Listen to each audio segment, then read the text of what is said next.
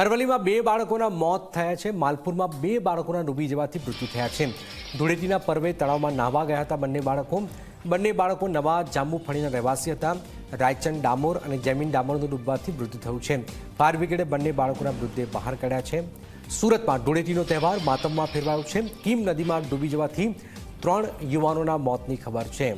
3 યુવાનોના મોતની ખબર, જેમાં ચંદ્રભૂષણ સિંહ, હેપ્પી સિંહનું ડૂબવાથી મોત થયું છે।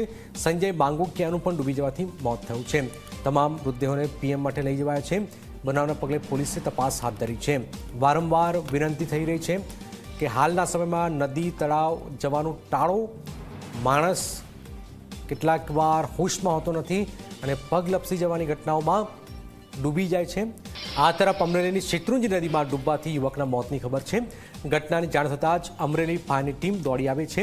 યુવકના મૃતદેહને બહાર કઢાયો। મૃતક યુવાન અમરેલીના બહારપરા વિસ્તારનો છે। તો 6 લોકોના મોત થયા છે। જો એક પછી એક નદી તળાવમાં ડૂબવાની ઘટનાઓમાં વધારો થઈ રહ્યો છે।